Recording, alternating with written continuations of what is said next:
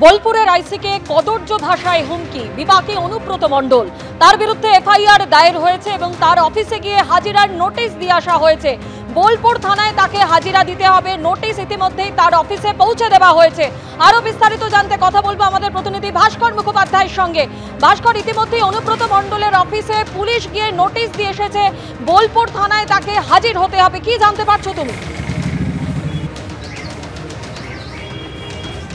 দেখো, ঠিক 10 মিনিট আগে বোলপুর থানা থেকে একটি গাড়ি করে একজন কনস্টেবল আসেন এবং তার হাতে একদম বাদামি কালারের যে খাম, সে খামের মধ্যে নোটিশ ভরা ছিল এবং সেই নোটিশ পার্টি অফিসে যান, অর্থাৎ তৃণমূলের জেলা পার্টি অফিস বোলপুরে, এবং সেই পার্টি অফিসে গিয়ে উপরে যান এবং তার দেওয়ার কথা ছিল অনুব্রত মণ্ডলকে, কিন্তু তার নিরাপত্তা রক্ষীরা সেখানে আটকে দেন এবং সেখান থেকে তার রিসিভ করে চিঠি নিয়েছেন।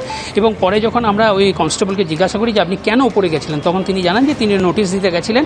থানা থেকে তাকে বলা হয়েছিল যে অনুব্রত মণ্ডলকে নোটিশ দিতে, এবং যেটা আমরা পুলিশ সূত্রে জানতে পেরেছি আগামীকালই অনুব্রতকে ডাকা হয়েছে থানায়, তাকে জিজ্ঞাসাবাদ করা হবে। কারণ যে অডিও ভাইরাল হয়েছে সেই অডিও ভাইরালের ভিত্তিতেই তদন্ত শুরু করেছে পুলিশ, এবং আইসি লিটন দাস, অর্থাৎ বোলপুর থানার আইসি লিটন দাস, তিনি যে অভিযোগ দায়ের করেছেন সেই অভিযোগের ভিত্তিতে অনুব্রত মণ্ডলের বিরুদ্ধে তদন্ত শুরু করেছে। এবং একটা জিনিস পরিষ্কার, যে এই তদন্তের পাশাপাশি জেলা পুলিশ সুপার জানিয়েছেন যে কীভাবে অডিও ভাইরাল হয়েছে, আরো যে বিষয়গুলো উঠে আসছে সেগুলো তদন্ত করে দেখা হবে। এবং আমরা যদি পুরো বিষয়টা দেখি, যে এই পুরো ঘটনাতে বিজেপির তরফ থেকে বিক্ষোভ দেখানো হয়েছে। আজকে এসপি অফিসে তারা বিক্ষোভ দেখিয়েছে, সেখানে তারা জানিয়েছিলেন যে যেভাবে একজন সরকারি আধিকারিককে গালমন্দ করা হয়েছে, তাতে তারা জানাচ্ছেন কঠোর শাস্তির দাবি করেছেন অনুব্রত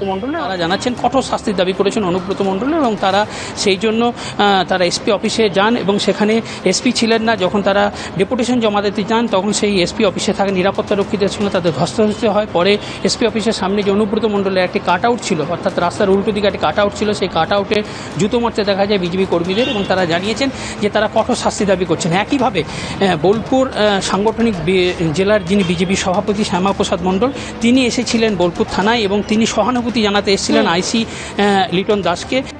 বোলপুরের আইসিকে কদর্য ভাষায় হুমকি, বিপাকে অনুব্রত মণ্ডল।